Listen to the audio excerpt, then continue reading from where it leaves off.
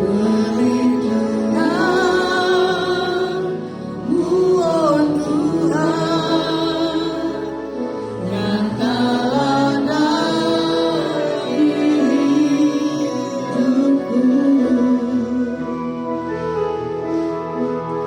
Tiada pernah seperti-Mu, tiada pernah Kau tinggalkan.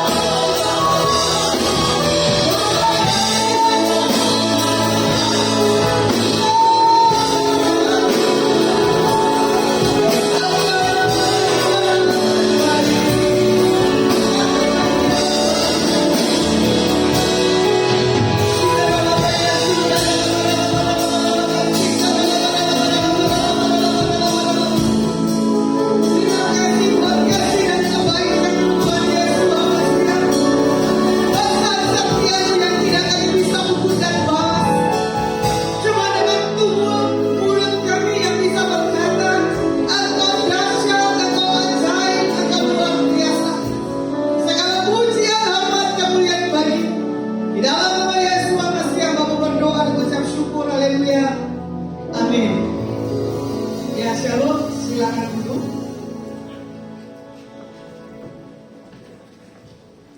Firman pada hari ini saya bagikan tentang bertumbuh, ya. Tadi pagi di jam 6 tentang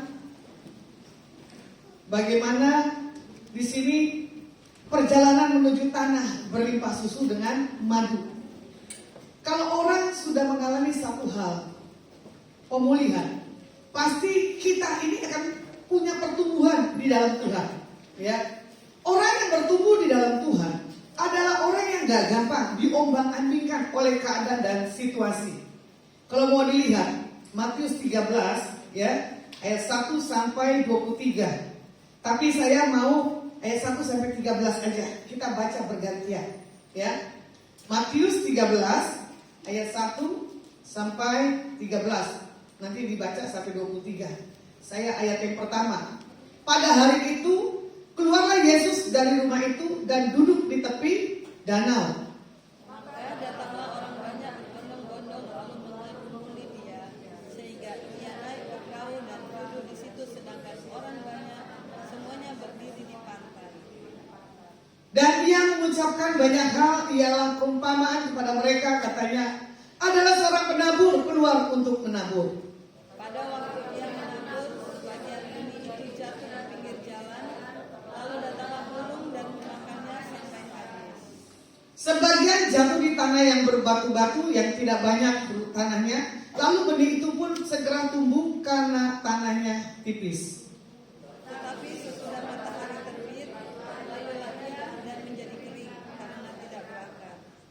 Sebagian lagi jatuh di tengah semak duri, lalu makin besarlah semak itu dan menghimpit sampai mati. Dan sebagian jatuh di tanah yang baik, lalu berbuah. Ada yang 100 kali lipat, ada yang 60 kali lipat, ada yang 30 kali lipat. Siapa bertelinga, hendaklah ia mendengar. Maka datanglah murid-muridnya dan bertanya kepadanya, mengapa engkau berkata-kata kepada mereka dalam perumpamaan? Jawab Yesus, kepadamu diberi karunia untuk mengetahui rahasia kerajaan surga, tetapi kepada mereka tidak. Karena siapa yang mempunyai kepadanya akan diberi, sehingga ia berkelimpahan, tetapi siapa yang tidak mempunyai, apapun juga yang ada padanya akan diambil daripadanya. Amin. Tentang pertumbuhan bagaimana kita melihat, ya kan? Tadi dibilang di ayat yang ke-12. Karena siapa yang mempunyainya kepadanya akan diberi, sehingga ia berkelimpahan, tetapi siapa yang tidak mempunyainya, apapun juga yang ada padanya akan diambil daripadanya. Makanya di sini dikatakan, siapa yang suka, ya, melakukan hal-hal yang baik, ya kan, pasti Tuhan kasih yang terbaik. Makanya di situ baru ada kelimpahan. Kelimpahan adalah dalam orang yang suka punya ketulusan dan kemurnian sikap hati yang benar di hadapan Tuhan. Bukan karena kita memberi kita kekurangan, enggak. Orang yang memberi adalah orang yang punya mental kerajaan, bukan orang yang pelit, takut, ya kan? Ke depan ntar mau gimana? Kalau mau dibilang Tuhan punya hari esok, ya, tangannya selalu menopang, nggak mungkin kita terjatuh. Bagaimana di sini juga dikatakan apa? Murid-murid Tuhan Yesus bertanya dan berbicara tentang perumpamaan tentang benih yang ditabur. Hari ini saya mau tanya, Bapak Ibu ini menabur benihnya di mana? Di gereja? Atau di antara orang-orang yang di luar Kristus? Atau di antara pemilih? Saya berbicara tentang memberi, ya. Memberi di antara pemilih itu biasanya pelitnya luar biasa. Betul tak? Tapi kalau kita memberi, betul tak? Di luar dari keluarga kita bisa. Karena firman Tuhan katakan apa? Musuh yang terdekat adalah keluarga. Coba kita review kembali. Apa yang sudah kita lakukan di antara kita punya keluarga? Yang terbaik atau yang enggak? Contoh hal yang terkecil, ya.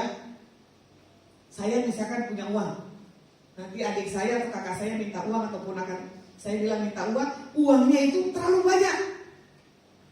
Tapi kalau saya punya sikap yang pelit, pasti saya bilang apa?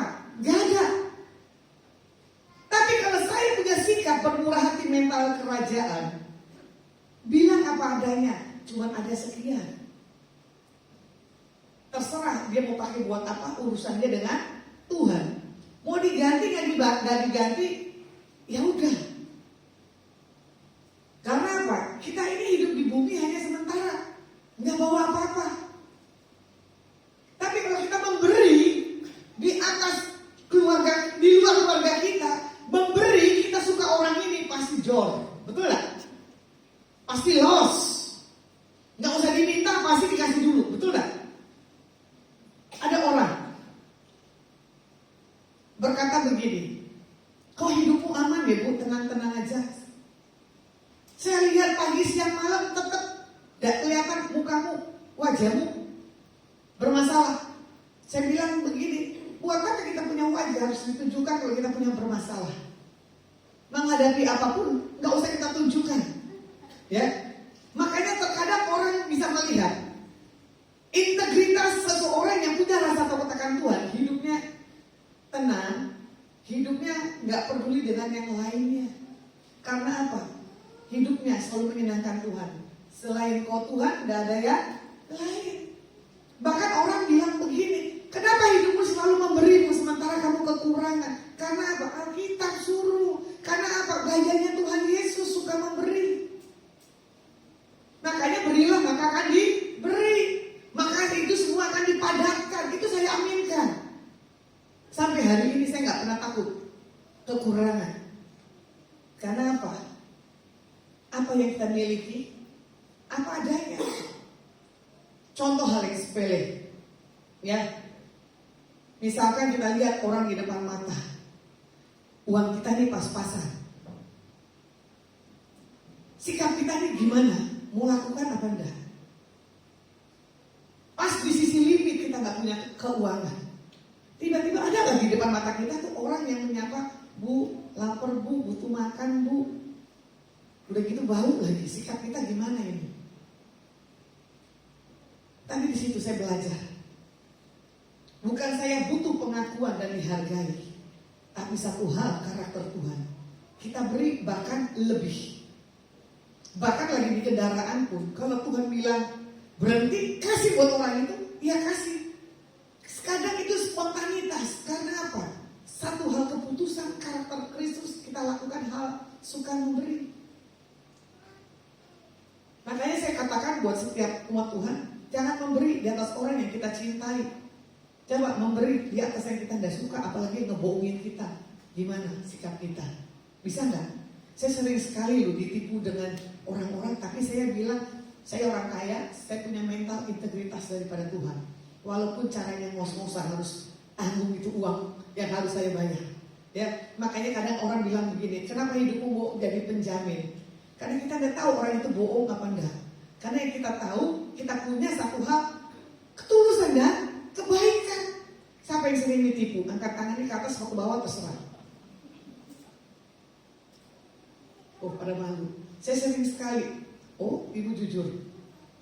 Sakit nggak Bu kalau ditipu? Ibu marah nggak? Nah itu dia belajar nggak marah, belajar nggak melekat. Orang yang nggak melekat kepada harta, orang yang nggak melekat dalam segala apapun. Saya tahu orang itu punya hal kecintaan.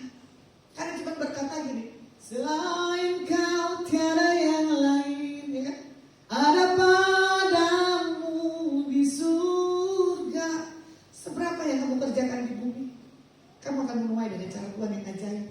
Makanya di ayat ke-11, dia jawab Yesus kepadamu, dikasih karunia untuk mengetahui rahasia kerajaan surga, tetapi mereka tidak.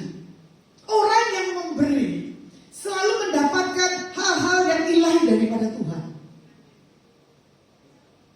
Makanya pikiran, kemauan, perasaan itu dipengaruhi oleh situasi dan keadaan. Saya belajar, pikiran saya nggak mau dikotori oleh siapapun. Saya belajar untuk menahan segala apapun. Jangan sampai saya emosi. Tapi kalau orang itu sudah kelewatan, saya bisa emosi. Diam bukan tandanya kita nggak punya reaksi.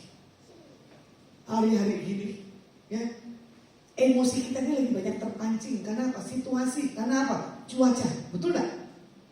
Baru kita keluar aja udah panasnya luar biasa. Apalagi kita disulutin orang. Pasti otomatis. Ya. Makanya dibilang, kuasailah dirimu dan jadilah tenang. Supaya apa? Kita bisa menguasai segala sesuatu dalam setiap kehidupan kita. Makanya pertumbuhan yang di dalam Tuhan adalah pertumbuhan yang benar-benar punya mental, bukan pertumbuhan yang kita punya body mengembang ke kanan dan ke kiri. Ini saya lihat WL-nya sama dua-duanya ampun-tampun. Bertumbuhnya luar biasa. Wah, ibu happy sekali ya, karena ibu punya teman. Ya, saya terkagum dengan WL dua orang ini, nggak tahu kenapa gitu ya. Pertumbuhannya dalam Tuhan itu dahsyat, punya satu hal kedalaman. Orang gak gampang bikin saya nangis terus. Jadi saya bisa mengerti seorang penyembah yang punya kehausan akan Tuhan, ya. Nyanyinya cuma begitu doang. Kayaknya nyanyinya gak jelas kayak laki-laki tadi. Yesus Engkau juru selamatku. Tenang, karena dia tambun kali ya. Dia gak mau ekspresi. Tapi menyentuh hadirat Tuhan. Makanya orang yang mengerti saya, Lasma itu bisa nangis di apa? Di hadirat. Tapi gak di hadirat, jangan suruh saya nangis. Susah. Karena apa? Udah terlalu keras hidup. Jangan dibuat lemah. Makanya saya minta buat setiap kita, yuk, kita harus punya kebangkitan. Seperti lagunya apa? Kan ada kebangkitan yang besar. Betul gak? Kan ada pemulihan di hidup kita. Kalau orang yang bertumbuh, udah bangkit, ya saya katakan apa? Dia akan melihat satu kemuliaan, dia akan melihat janji Tuhan digenapi. Mana yang belum punya jodoh? Mulai angkat tangan. Wih, jujur. Ada lagi? Ada nggak ngaku? Saya juga nggak punya jodoh kok. Yang nggak punya jodoh tinggal angkat pujian, ya. Tanda-tanda telah nyata, jodoh di depan mata. Nah, jadi itu jelas, tapi jodoh sudah di depan mata. Yang belum terima berkat pun juga sama. Ku terima janji Allah walaupun belum ada. Bilang aja udah tergenapi. Ini bapak yang baju biru tambunnya luar biasa, saking dia tambun enak tangannya bersandar. Wih, mantap. Enak juga yang punya pelampung besar ya. Janji Tuhan Pak terjadi di tahun ini. Mana istrimu Pak? Anaknya di tengah apa di pinggir? Kenapa ibu selalu minggir? Karena bapak udah terlalu besar ya Bu? Dulu ngejar bapak, sekarang bapak dicuekin. Bu, bilang begini, I love you Dad. Loh, bapak kurang romantis. Ibu udah memalingkan sedikit wajah dan matanya loh Pak. Coba, yang jelas Pak.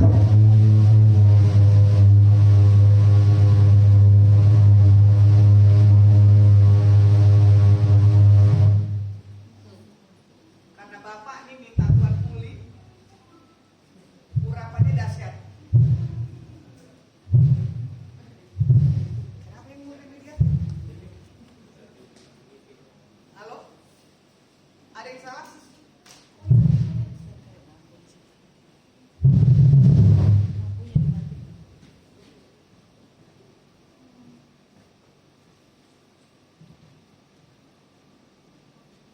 Tes 1 2 1 1 1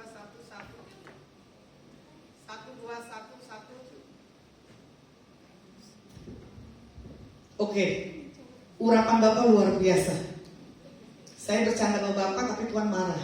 Mic aja bisa bergoncang. Coba Ibu dan Bapak bertatapan kembali. Nah, itu berjelas Pak. Tuhan katakan buat Bapak, dalam berapa hari ke depan ini, ya, kamu akan lihat kejelasan dalam setiap kehidupanmu Pak. Karena kamu lagi bingung untuk mengambil setiap keputusan sikap untuk kamu lakukan dalam hal kehidupanmu hari-hari. Tuhan tahu apa yang menjadi tangisan dan doamu. Kadang-kadang kamu bilang begini, Tuhan, secara daging sudah lelah, Tapi karena satu hal kehidupan sebagai imam, saya harus mencukupkan segala sesuatu dalam kehidupanku. Dan Tuhan bilang, dalam waktu dekat ini ada banyak yang Tuhan akan kerjakan dalam hidupmu. Sepakat dengan istrimu, Pak. Kalau kamu ingin punya usaha yang baru, ya, nanti dengan cara yang Tuhan gak mengerti, istri tiba-tiba dapat visi dari Tuhan. Ibu ini seorang pemimpi. Jadi mimpi-mimpimu yang tertunda, mimpi-mimpimu yang belum terjadi, di tahun ini terjadi. Karena Tuhan tahu bagaimana kamu sepakat dengan suamimu, ya, di dalam hal kehancuran hatimu, jatuh bangun dalam hal kehidupan rumah tanggamu, terpuruknya hal keuangan. Tuhan katakan ini tahun pemulihan. Amin. Ya, jadi tidak ada yang hilang lagi dalam hidupmu, Bu. Tapi Tuhan bilang 5 hari ini kasih 10 bungkus di mana Tuhan bisa gerakkan. Ya, 5 hari siapkan 10 bungkus berbagi di atas orang-orang yang nanti Tuhan bisa taruh beban dalam hidupmu. Diberkati dan diurapi. Nama Yesus Hamasiah dipermuliakan. Haleluya. Amin. Nah, pertumbuhan adalah sesuatu hal bagi setiap kita anak-anak Tuhan. Itu satu hal keharusan dan kewajiban. Yang pertama adalah di ayat yang ke-19, di pinggir jalan, ya. Kepada setiap orang yang mendengar firman tentang kerajaan surga tetapi tidak mengertinya, datanglah si jahat dan merampas yang ditaburkan dalam hati orang itu. Itulah benih yang ditaburkan di pinggir jalan. Jadi kalau mau dilihat, benih yang jatuh di pinggir jalan itu adalah sesuatu hal godaan dunia, ya. Kita tahu ini Alkitab, tapi gampang sekali telinga kita terpengaruh dengan dengar-dengar yang bukan daripada Tuhan. Makanya dirampas oleh kuasa kegelapan. Makanya dikatakan benih itu akan menjadi sia-sia. Ini gambaran hanya orang yang sekedar tahu firman, tahu ke gereja, cuma sekedar tahu jangan berbuat dosa, tapi tidak punya karakter yang kuat. Jadi Tuhan minta buat setiap kita, firman yang kita dapat tentang hal kebenaran harus kita lakukan. Ya, jadi jangan sampai kita menjadi pendengar yang hanya angin lalu. Ya, yang pertama tadi di pinggir jalan. Bagaimana yang kedua? Yaitu di tanah yang berbatu. Di tanah berbatu ayat 20 dan 21.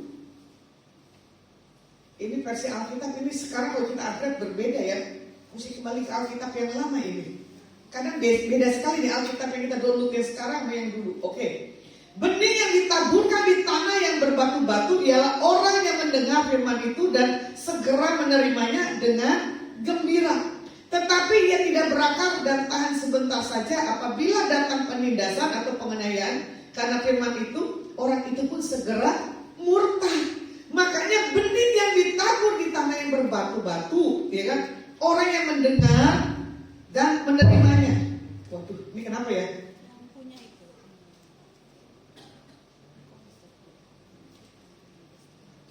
Orang kebanyakan menerima firman, tapi respon sikap hatinya berbeda. Orang rajin ke gereja, tapi pikirannya tidak ada di gereja. Orang mendengar firman, tapi tidak menghidupi apa kata firmannya. Orang bisa berbahasa roh, hebat sekali, ya toh? Orang punya karunia penglihatan, hebat sekali. Tetapi apa? Karakternya yang kurang kuat, bertumbuhnya nggak ada. Itu gampang terhempas. Di saat ada altar call, contohnya ya, didoain, getar, terpelanting, keluar dari gereja ini, manusia lamanya masih ada. Nah itu dia tidak bertumbuh. Orang yang bertumbuh adalah orang yang bisa berubah. Kalau bisa 180 derajat. Kalau nggak bisa, minta kemampuan daripada Tuhan. Makanya orang yang sudah mematikan keinginan hidupnya, itu enak sekali kita menghadap Tuhan untuk kita apa? Doa, pujian, dan penyembahan. Kita nggak ketakutan. Di dalam doa kita menangis merintih. Tuhan minta uang, Tuhan minta kesembuhan, Tuhan minta ini, minta ini. Tuhan kalau usah diminta juga dia tahu. Tuhan mengerti, ya. Apa yang menjadi kebutuhan, keperluan setiap kita. Maka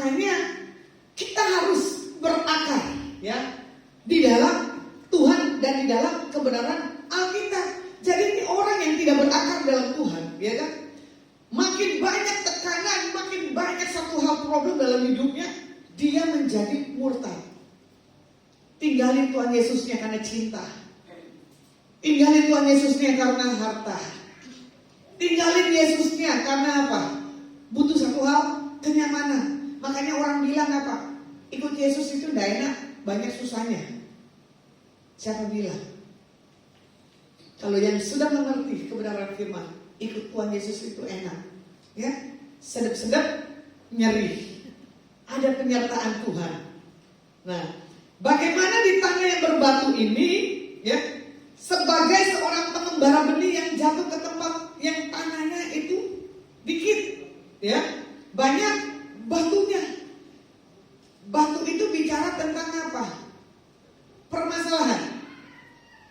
Batu itu bicara tentang apa? Tekanan. Pada hari ini singkirkan batu-batu yang menghalangi kehidupan kita. Supaya apa? Kita kepada Tuhan adalah mempunyai satu hal, proses firman yang digenapi, dan kita menolak setiap apapun yang bukan daripada Tuhan. Ya. Kalau dilihat di ayat 22-nya, yaitu semak duri, ya. Yang tadi yang satu di pinggir jalan ayat 19, yang tanah berbatu tadi 20 dan 21, sekarang yang di semak duri ayat 22. Yang ditaburkan di tengah semak duri ialah orang yang mendengar firman itu, lalu kekhawatiran dunia ini dan apapun dan tipu daya yang mengikuti firman itu sehingga tidak berbuah. Jadi yang ditabur di semak duri adalah orang yang mendengar firman. Makanya setiap situasi dunia katakan krisis, setiap dunia katakan gempa, gak akan membuat kita takut. Karena apa? Kita sudah tahu hal kebenaran. Contoh, kemarin kalau nggak salah gempa di mana ya? Di Kediri atau di mana? Yang baru-baru ini ada di daerah Jogja. Kebetulan posisi saya ada di kota Semarang. Saya tidur di lantai 2. Saya lagi enak, satu hari itu saya nggak kemana-mana. Saya lagi memuji dan menyembah, tiba-tiba tuh goncang. Saya bilang, Tuhan, ini urapan atau gempa? Karena apa? Saking sukacitanya saya memuji Tuhan di kamar. Tapi saya bilang gini, ini kayaknya nggak benar ini gempa ini. Saya keluar dari kamar, saya lihat ada Mbak Posku di situ. Saya bilang, Mbak, ini gempa? Enggak, matiin air dulu. Kamu jangan cuci, rasakan dulu. Akhirnya apa? Betul, gempa. Akhirnya dari lantai 2 saya turun. Supaya apa? Saya tidak di dalam tingginya tempat tinggal itu. Sampai saya bilang begini, Tuhan, memang kalau sudah waktunya kita dipanggil Tuhan, ya, jangan takut. Tiba-tiba saya ambil kendaraan, saya keluar, saya jalan. Saya tanya teman saya, kamu rasa gempa enggak? Enggak. Cuman bangkuku goyang. Terus tak tengking-tengking, setan jangan ganggu aku ya. Ternyata setannya gak pergi-pergi katanya. Bangkuku tetap goyang-goyang. Itulah orang yang kadang terlalu supranatural akan Tuhannya. Semua kenyataan ditengking lupa. Kalau itu gempa. Saya sampai tertawa. Tuhan, saya secara pribadi lagi enak menyembahmu di kamar, tiba-tiba ada goncang. Saya pikir urapan, tapi saya sudah punya hikmat. Ya dong? Nah, saya telepon rekan saya, ternyata dia bilang apa? Dipikir setan lagi ngerjainnya di bangkunya goyang-goyang. Itu orang lebih jam 8 kurang kalau ada salah gempanya tuh. Sampai saya lupa pakaian dalam saya. Saya celana pendek sama tank top, saya ambil selimut aja, yang penting saya tutup pakaian saya bawa kendaraan keluar. Nggak pikirin yang lainnya. Nah, disitulah yang kadang kita bilang, orang yang bertumbuh akan Tuhan, kenapa saya harus takut? Kenapa harus saya khawatir? Setelah itu saya sadar, kemarin COVID tinggi saya nggak takut. Masa baru gempa sebentar aja kok saya takut? Sampai turun lagi ke bawah. Saya bilang, berarti ini masih ada dunianya ya Tuhan, cinta dunia. Tapi memang kalau belum waktunya Tuhan kita dipanggil, gak akan bisa lah. Nah, inilah yang kadang kita mau bilang apa? Bagaimana kekhawatiran dunia ini gak perlu ada dalam diri kita kalau kita ini kuat di dalam Tuhan. Makanya yang di kanan ini Alkitab atau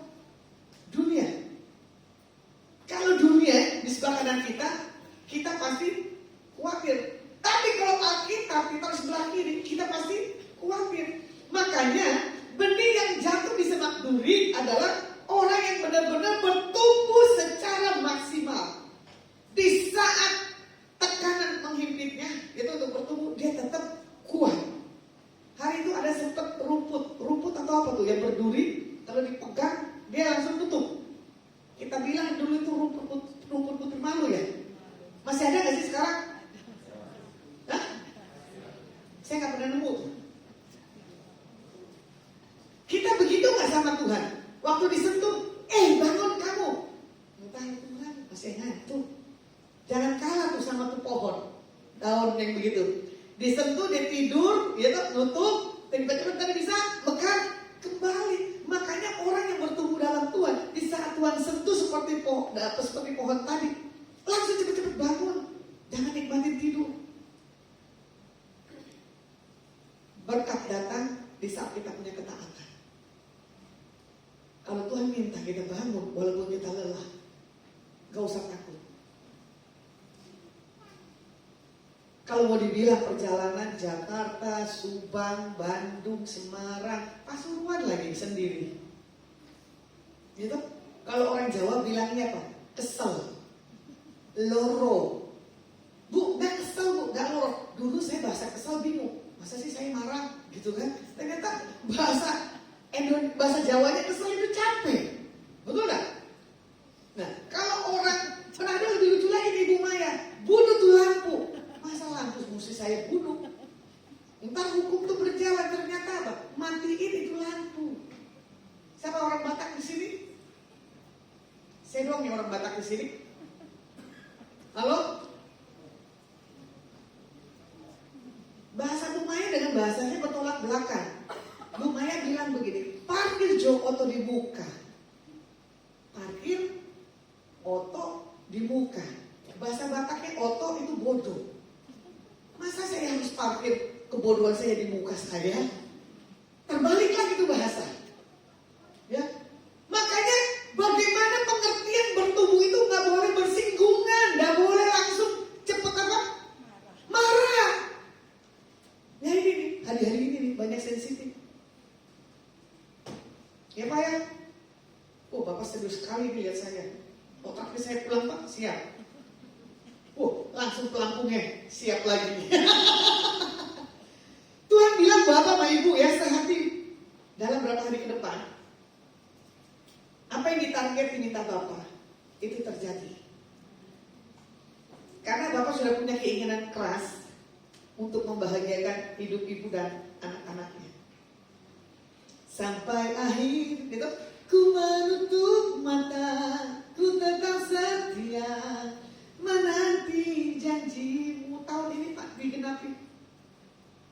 Di tahun ke depan baru Bapak dengan Ibu bisa jalan-jalan kembali. Ya, karena kan rindu kan Bu. Kapan sih Pak kita bisa jalan-jalan seperti dulu lagi? Ya, tenang aja Bu, doamu Tuhan sudah dengar. Dengan cara yang ajaib, Bapak dapat supernatural berkat daripada Tuhan. Berkelimpahan Pak tadi. Ya, jadi 6 bulan yang lalu, ya, kejadian yang mengecewakan hidupku nggak akan terulang kembali Pak. Bahkan ini tahun Tuhan buat mujizat yang tidak lazim terjadi dalam kehidupanmu dan rumah tanggamu. Ya, ada banyak kelimpahan yang Tuhan akan lepaskan dalam hidupmu. Boleh pegangan tangan? Loh, jangan bersandar lagi Pak. Apa nanti saya bikin pelampung gitu ya, bisa bersandar. Bapak di dalam nama Yesus HaMasiah, kami melepaskan shalom buat Bapak dengan Ibu yang kekasih. Oleh kuasa di nama Yesus HaMasiah, berkat supranatural, apa yang hilang lolos di masa lalunya, Tuhan kembalikan dengan cara Tuhan yang dahsyat. Kalau bisa terjadi hari ini. Dan nama Yesus HaMasiah dipermuliakan. Di dalam nama Yesus HaMasiah, hamba berdoa dan ucap syukur Tuhan. Haleluya. Amin. Oke, selanjutnya bagaimana kita melihat ya, bagaimana pengembaraan ya, penggambaraan orang yang mendengar dan menerima firman di dalam hal pertumbuhan, tetapi ia mati karena apa? Kegoncangan, terpengaruh oleh sikap, situasi, kondisi hati kita yang tadi. Apa yang kita dengar, apa yang kita lihat, Kalau bukan daripada Tuhan, lekas tinggalkan. Beri satu hal, pertumbuhan jiwa dan tubuh kita kuat di dalam Tuhan. Nah, faktor yang menghimpit benih bertumbuh. Pertama, faktor eksternal. Ya. Dicuri si jahat melalui apa? Pikiran. Dicuri si jahat melalui apa? Hubungan, pergaulan. Dicuri si jahat karena apa? Berhala kita ini apa? Berhala kita ini apa? Uang, suami atau istri, atau yang lainnya. Itulah yang mempengaruhi satu hal eksternal dalam setiap pikiran kita. Itu yang makanya kita nggak bisa bertumbuh. Kalau faktor internalnya, yaitu hati yang keras, yang nggak mau dirubah. Contoh, ya, saya dulu ini orang yang keras. Saya dulu ini orang yang nggak bisa dibilangin. Maunya suka-suka saya sendiri. Tapi setelah saya bertobat, setelah saya mengenal Tuhan Yesus, hati yang keras itu nggak ada lagi. Makanya orang yang punya pertumbuhan adalah orang yang sudah mempunyai perubahan. Disakiti nggak akan menyakiti. Disakiti nggak akan terluka. Walaupun ada, itu hanya sebagai lompatan. Ya, jangan sampai kita punya satu dendam atau emosi. Faktor internalnya adalah suka berontak. Ini orang-orang yang bertumbuh adalah yang nggak bertumbuh sukanya berontak. Di saat visi-visi gembala buat, kita biasanya apa? Nggak setuju. Kita kadang misalnya protes atau merasa diri kita tidak mampu. Tapi merasa diri kita nggak mampu, otomatis kita ini punya minder. Minder otomatis kita ini sombong yang tidak ketahui. Makanya ada orang bilang, saya nggak pandai bicara. Saya orang yang penakut, itu sombong.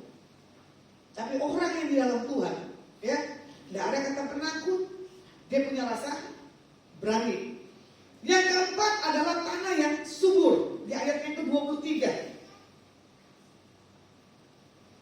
Yang ditaburkan di tanah benih ialah orang yang mendengar firman itu dan mengerti, dan karena itu dia berbuah.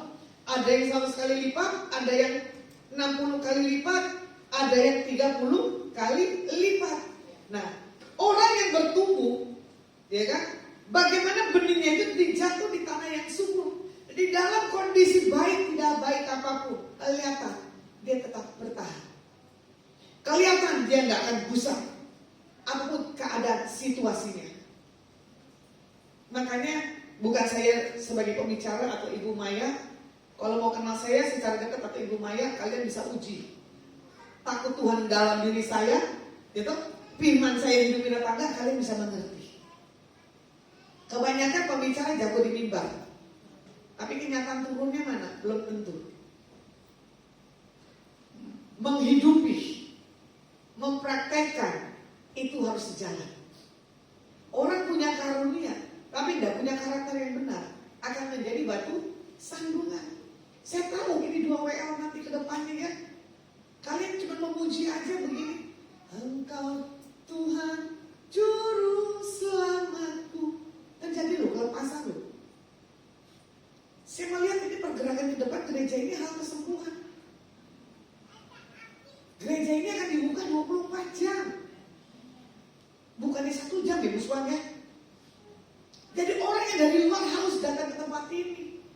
Bukan di rumah doa, tapi gereja yang berdampak, gereja yang membuat mujizat demi mujizat.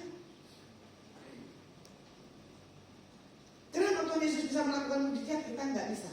Bisa. Yang penting tadi kita bertumbuh. Hati kita, pikiran kita hanya kepada Tuhan, bukan kepada yang lainnya. Orang yang bertumbuh, orang yang nggak gampang terluka. Orang yang bertumbuh, dia memiliki sukacita yang daripada Tuhan. 3 orang, tangannya ungu. Nah, ibu yang ngegarap hidungnya. Suami istri sebelah, mamanya siapa? Oh, mamanya bapak. Menurut pemandanganmu, hancur hatimu di atas orang tuamu. Tuhan bilang gak usah lagi. kesehatan mamamu ada dalam tangan Tuhan. Tuhan kasih perpanjang dalam setiap usia untuk mama. Kadang hati kecilmu berkata, kapan waktu saya memberi yang terbaik buat mama? Kamu sepakat dengan istrimu bagaimana kamu ingin punya sesuatu hal perubahan dalam kehidupanmu, dan kamu akan melihat masa yang berubah. Ibu, apa yang kamu kerjakan ke depan, merasa kamu tidak mampu tapi kamu punya kemampuan dari Tuhan. Kadang kamu berkata di atas suamimu, waduh, ini urapannya dahsyat. Urapan yang kedua lebih dahsyat dari yang pertama. Ya, jadi Tuhan akan berikan yang terbaik buat hidupmu. Boleh sepakat bertiga pegangan tangan. Bapa, di dalam nama Yesus Al-Masih, ini kesempatan yang terbaik buat satu keluarga di dalam hal punya pertumbuhan pengenalan akan Tuhan yang dahsyat dan yang ajaib.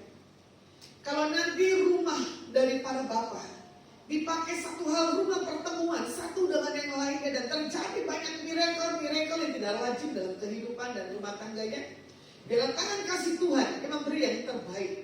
Tuhan akan pakai engkau untuk memberkati banyak orang-orang yang butuh jawaban, banyak orang yang butuh satu hal kelepasan, banyak orang butuh makan.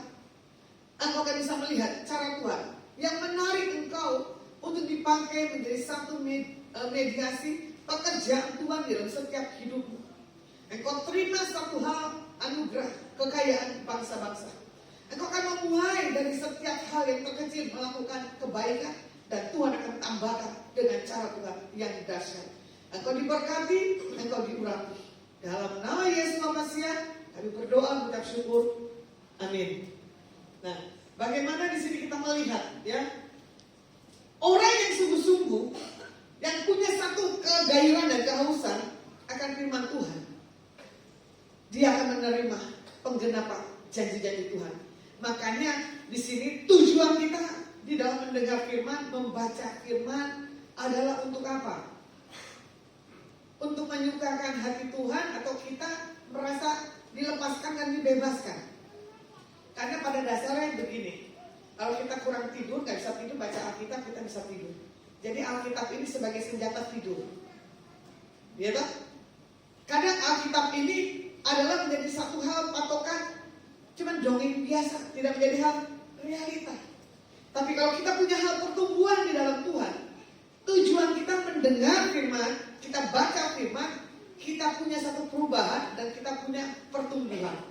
Nah, baru kita melihat kelimpahan susu dan madu menjadi milik anak-anak yang takut akan Tuhan.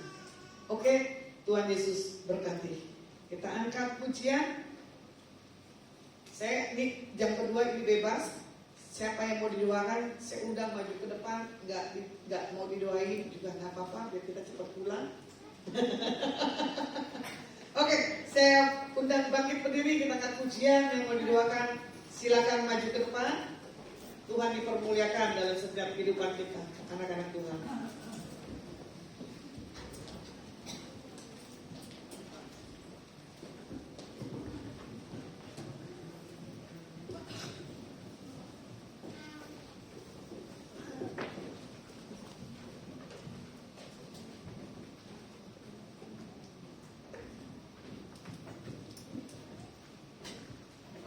Maju didoain, silakan.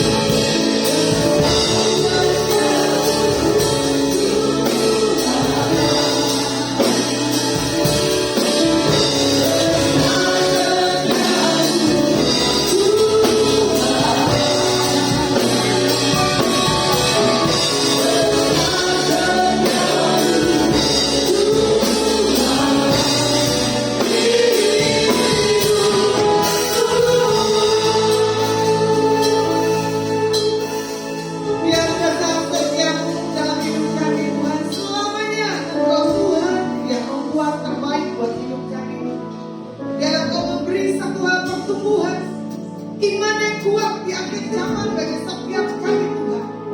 Dan kami akan melihat di saat hati kami, di saat hidup kami punya perkenanan-Mu, di saat kami melihat cara Tuhan yang membuat indah tepat pada waktunya, kami pasti diberkati dan diurapi. Hamba-Mu selesai berbicara, biarlah pengurapan daripada Engkau masih dalam setiap kehidupan kami. Di dalam nama Yesus Mesias kami berdoa dan mengucap syukur. Haleluya. Amin. Silakan duduk. Tuhan Yesus berkati.